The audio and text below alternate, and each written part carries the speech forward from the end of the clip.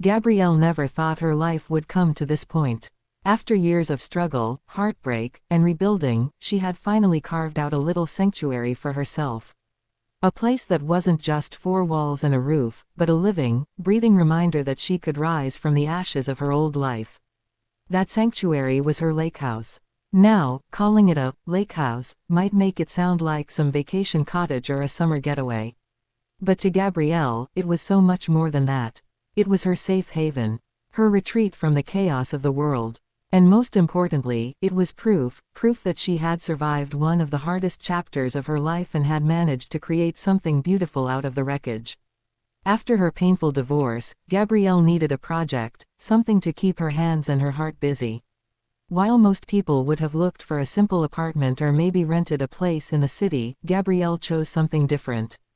She stumbled upon an old, worn-down property on the edge of a quiet lake. The house was practically falling apart.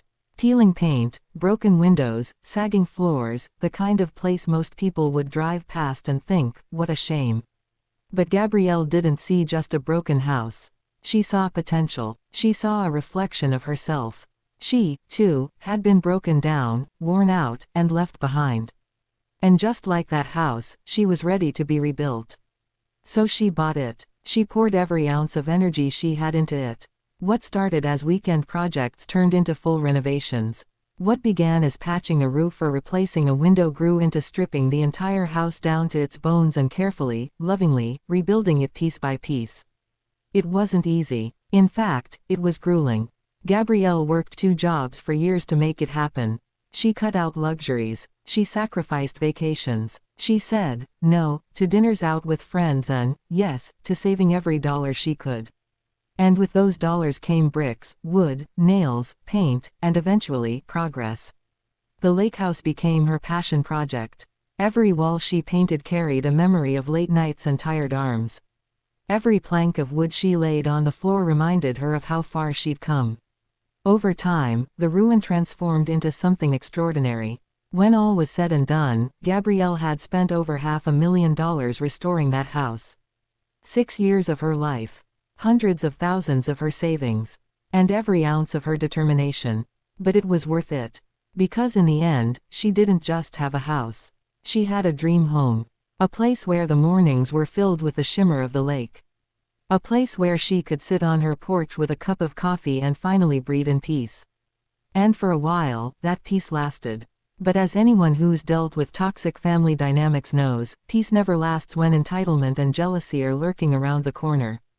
Gabrielle had no idea that her sanctuary was about to be challenged, not by strangers, not by developers, not by bad luck, but by someone much closer. Her own sister, Vanessa. And the way Vanessa tried to claim what Gabrielle had worked so hard for, would leave Gabrielle with no choice but to fight back. Gabrielle had always known her younger sister, Vanessa, had a certain flair for drama. She was the kind of person who could walk into a room and, without even trying, make the entire atmosphere shift. Sometimes it was charm, sometimes it was chaos, and sometimes it was a dangerous mix of both. Growing up, Gabrielle and Vanessa couldn't have been more different. Gabrielle was the responsible one, the planner, the one who stayed up late studying while Vanessa was sneaking out with friends.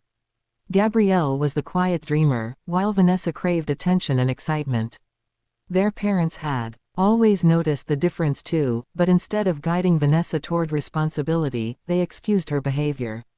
"She's just free-spirited," their mother would say whenever Vanessa caused trouble. "She'll grow out of it," their father added, even though deep down, Gabrielle knew Vanessa wasn't growing out of anything, she was growing into it. And sure enough, by the time adulthood came around, Gabrielle was the one working steady jobs, paying her own bills, and trying to build something lasting.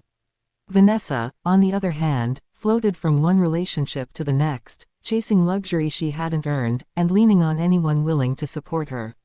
Still, Gabrielle loved her sister. No matter how many times Vanessa made questionable choices, Gabrielle always tried to be there for her. But love has limits. And Gabrielle's limits had been tested more times than she cared to admit. Fast forward to the present. Gabrielle's lakehouse was finally complete, a dream 6 years in the making. She wasn't just proud, she was relieved. The place represented freedom, independence, and survival. And Gabrielle was careful about who she allowed into that space. So when she invited her family over for Sunday dinner, it was supposed to be simple. Her parents, her sister, maybe a couple of close friends. Just food, laughter, and the kind of warmth she'd been craving for years. But Vanessa had a way of turning even the simplest evenings into something unforgettable, and not always in a good way. Dinner started off fine. The table was full of roasted chicken, vegetables from Gabrielle's garden, and fresh bread she'd baked earlier that morning. Her parents complimented the house, making little remarks like, "Wow, you've really outdone yourself, Gabrielle," and "This place looks better than we imagined." Vanessa, meanwhile, was quieter than usual. She scanned the walls, the polished floors, the view of the lake outside. Gabrielle noticed, but she brushed it off. Maybe her sister was just impressed, or maybe even a little jealous. Gabrielle wasn't naive. She knew Vanessa well enough to recognize the gleam in her eye when she saw something she wanted. Halfway through dessert, when everyone was relaxed and laughing, Vanessa leaned back in her chair, crossed her arms, and casually dropped a bomb. "So," she said, her tone sweet but firm, "my husband and I have been talking, and we've decided we're moving in here next week." The room went silent. Forks froze halfway to mouths. Gabrielle blinked, not sure she'd heard correctly. "Excuse me?" Gabrielle finally asked, her voice calm but sharp.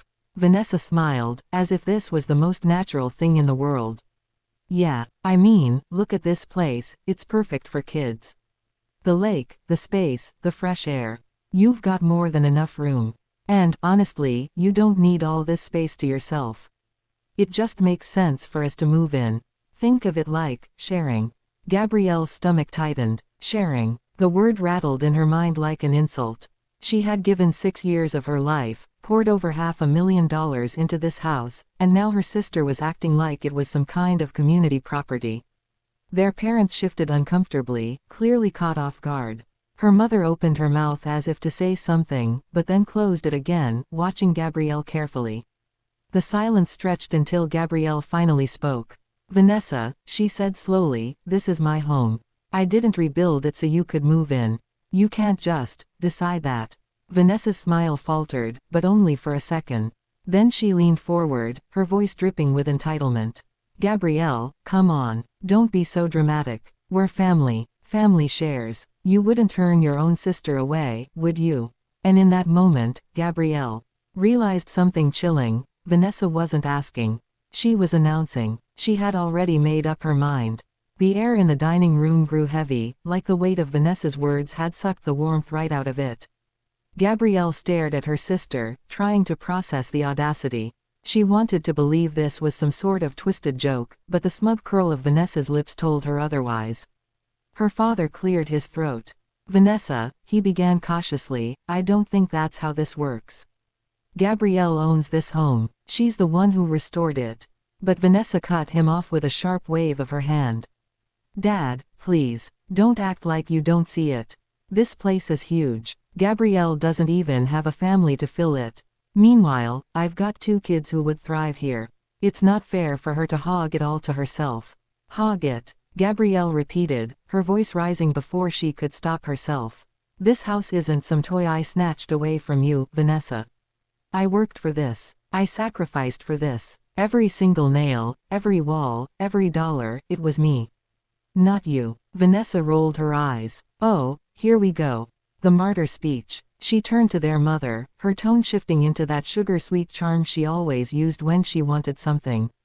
"Mom, don't you think it makes sense? I mean, Gabrielle's got more space than she needs. Wouldn't it be better if the whole family benefited from it?" Their mother hesitated, her eyes darting between the sisters. Gabrielle could see the conflict there. She had no doubt her mother adored Vanessa's children, but Gabrielle also knew, deep down, her mother admired her resilience.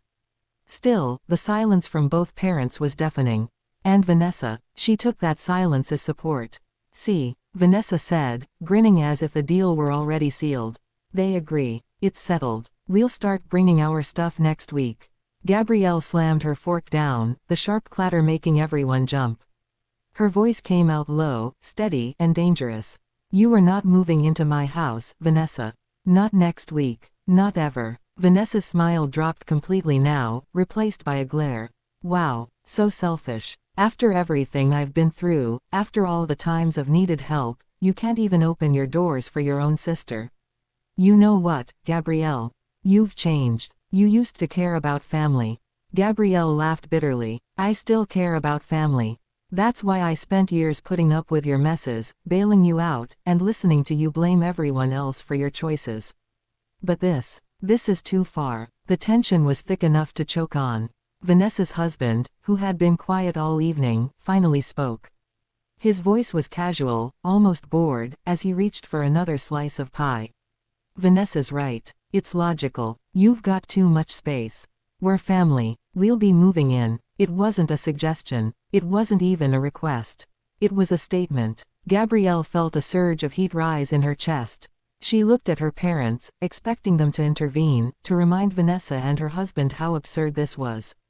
But their father only frowned into his plate, and their mother fiddled with her napkin, avoiding eye contact altogether. That was the moment Gabrielle realized she was completely on her own. And strangely enough, that realization didn't scare her. It steeled her. She leaned back in her chair, her eyes locking onto Vanessa's with an icy calm. You think you can just walk into my home and take over? You think I'm still the Gabrielle who would bend, who would give in just to keep the peace? She shook her head slowly. No, that version of me is gone. And if you try to cross me, you'll regret it. Vanessa smirked, as though she didn't believe her. We'll see about that. The rest of the dinner was a blur. Conversation was forced, plates clinked awkwardly, and the warmth Gabrielle had hoped for was completely gone. By the time everyone left, Vanessa's words still echoed in Gabrielle's mind. That night, after everyone had gone, Gabrielle sat alone in her lakehouse. The rooms that usually felt warm and welcoming suddenly seemed colder, quieter. The glow of the fireplace flickered across her face as she replayed the dinner in her head, every smug word Vanessa had thrown at her, every weak silence from their parents. She could feel anger rising in her chest, but she didn't let it take over. Instead, she breathed deeply, letting it settle into something sharper. Something useful. Gabrielle had learned, over the years, that raw anger burned out too quickly. Precision, however, planning, that lasted. She poured herself a glass of wine, sat at the oak table she'd restored with her own hands, and pulled out a notebook. The same notebook she'd once used to sketch designs for the lake house, to calculate costs, to map out her dream. And now, she would use it again, not for construction, but for strategy.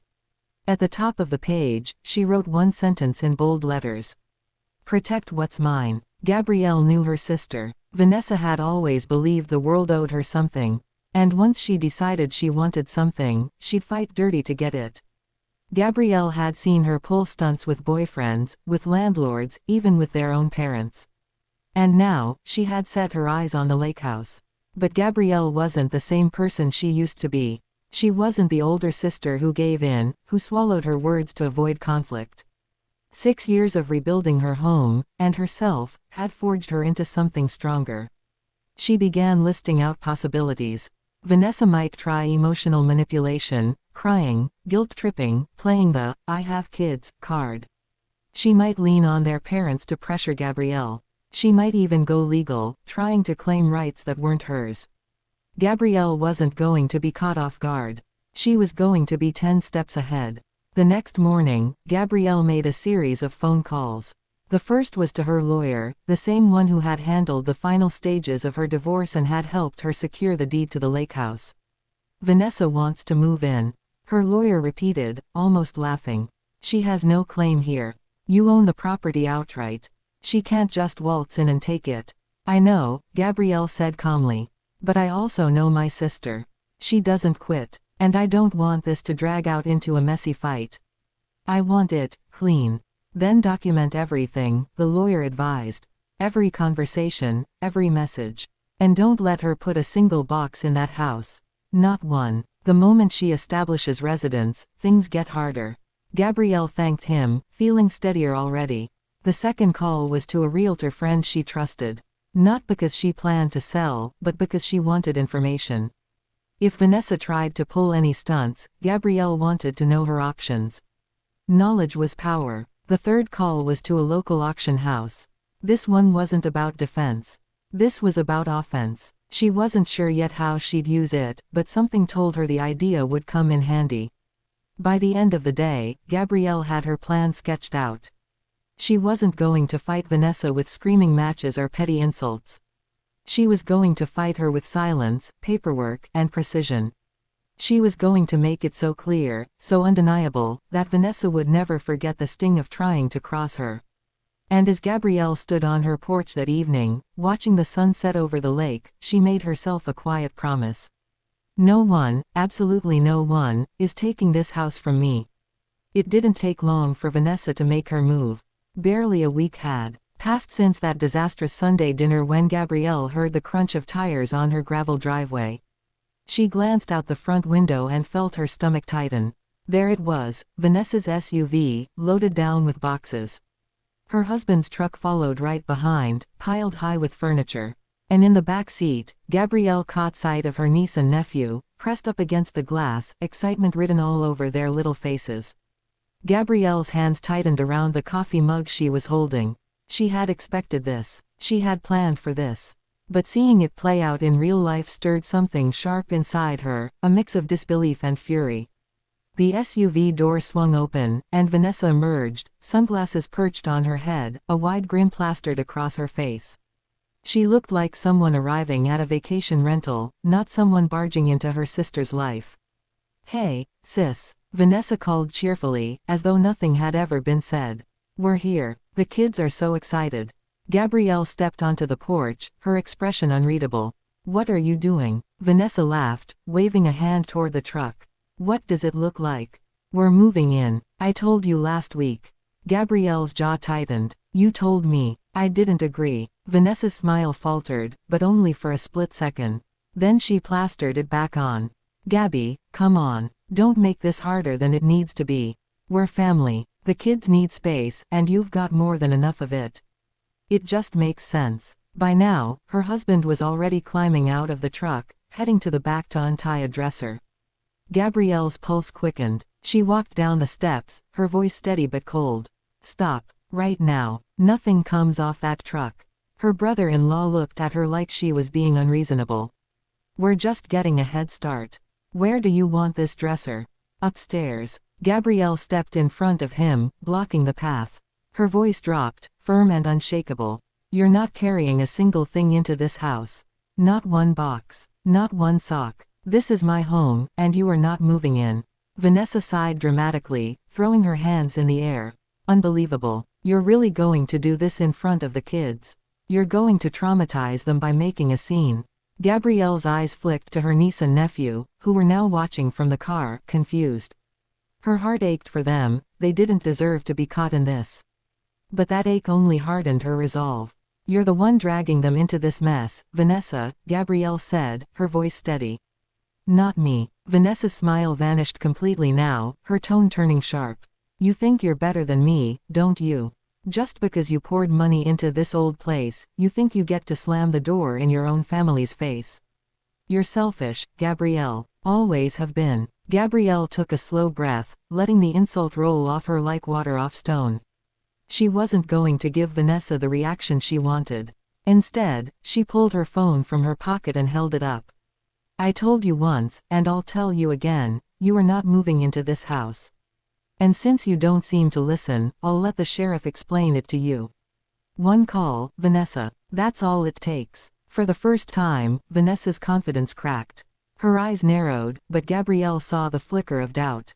Her husband muttered something under his breath, clearly uncomfortable with how quickly the situation was escalating. "Fine," Vanessa snapped finally. "We'll go. But don't think this is over, Gabrielle. You can't keep us out forever." Gabrielle held her ground, watching as Vanessa climbed back into her SUV and slammed the door. The engines roared to life, and the two vehicles backed out of the driveway. Gabrielle stood there on the gravel, her phone still in her hand, her pulse pounding. She knew Vanessa wasn't bluffing when she said it wasn't over. But Gabrielle wasn't afraid, because unlike Vanessa, she had a plan. And when she struck back, it would be with precision. The week after Vanessa's failed move-in, Gabrielle thought she might finally have some breathing room. But peace never lasted long where her sister was concerned. It began with phone calls, constant, nagging phone calls. First from Vanessa herself. "You can't really mean this, Gabby," she said one afternoon, her voice syrupy sweet, like she thought she could charm her way in. "I mean, the kids cried themselves to sleep the other night. They don't understand why Aunt Gabrielle won't let them stay in the big, beautiful lake house. Do you really want to be the villain in their eyes?" Gabrielle's grip tightened on the phone. Emotional manipulation. Just like I expected. Then came the calls from their mother. "Gabrielle, sweetheart," her mother began carefully, "don't you think you're being a little harsh? Vanessa and the kids just need a place to stay until they get back on their feet. This house is so big. Surely you could make some room." Gabrielle closed her eyes, taking a deep breath.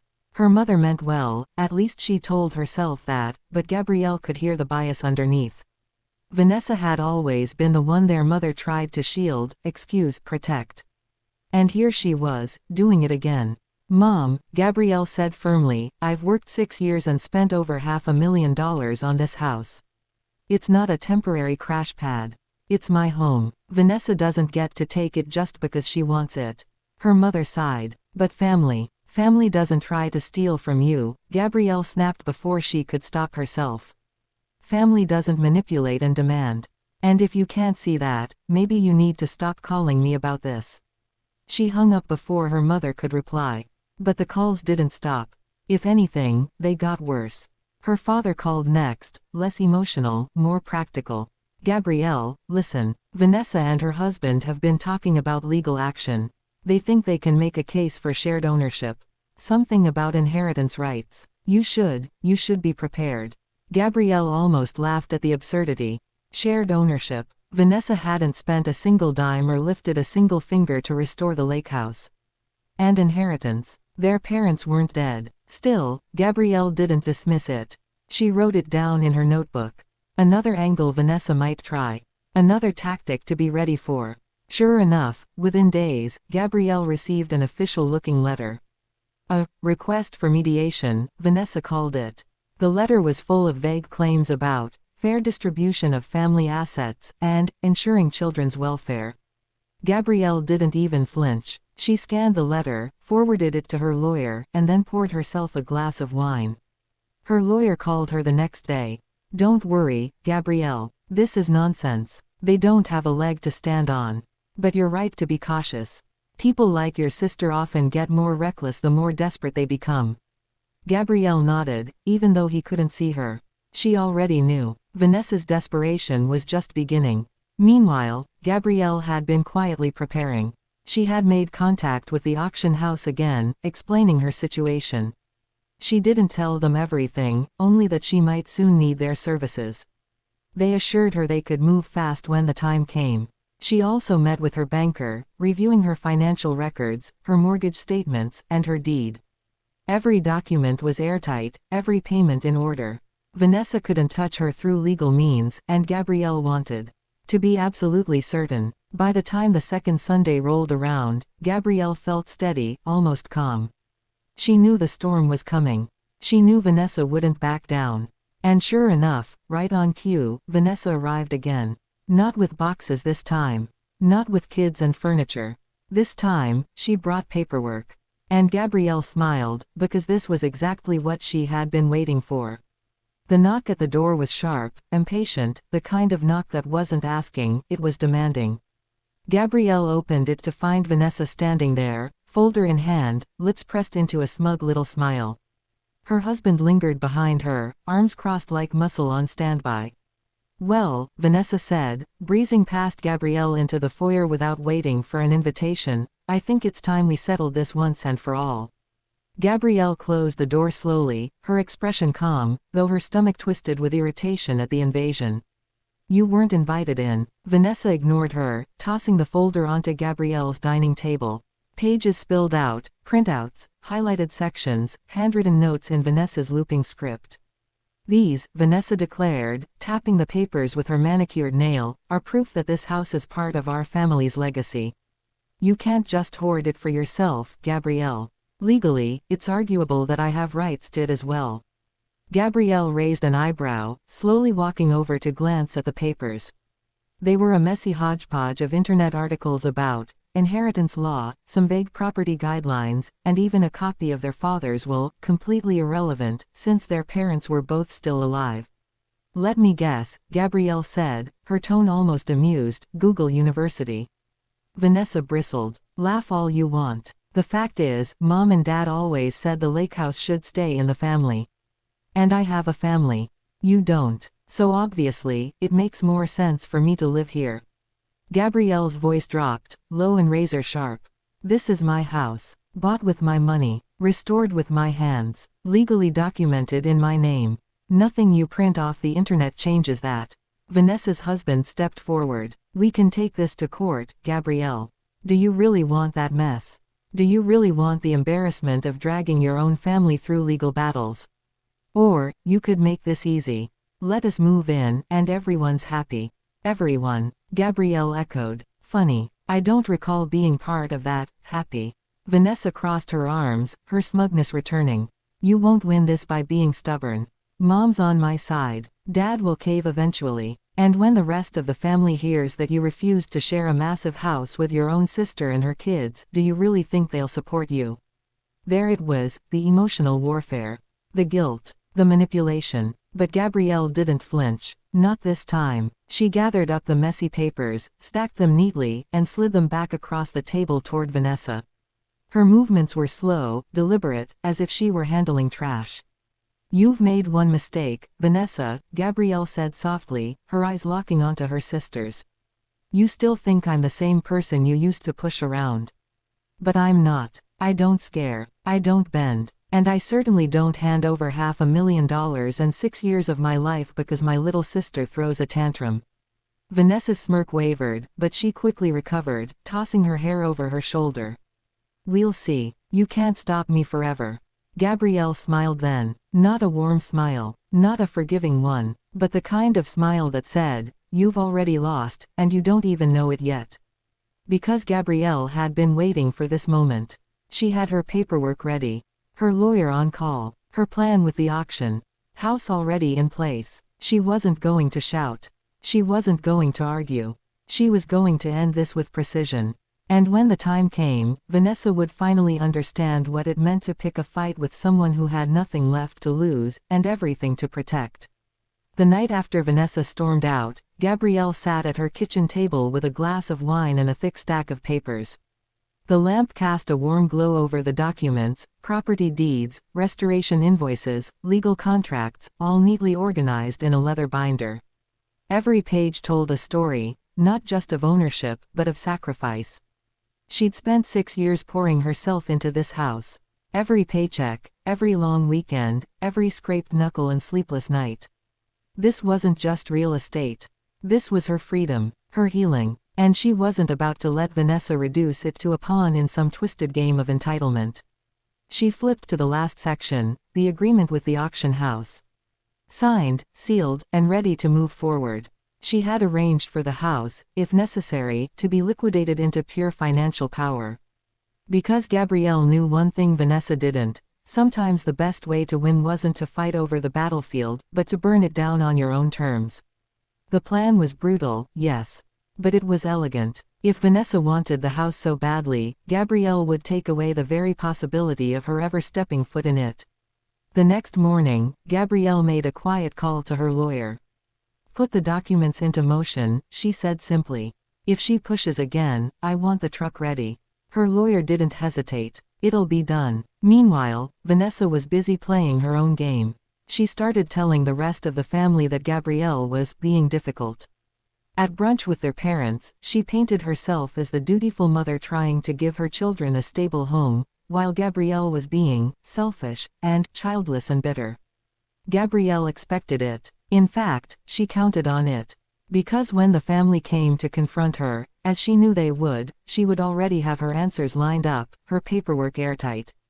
There would be no room for guilt trips, no opening for manipulation. 2 weeks later, it happened. Gabrielle was arranging fresh flowers in her living room when the sound of heavy tires crunching against gravel reached her ears. She looked out the window and saw it, the auction truck, a sleek black vehicle with bold lettering on the side.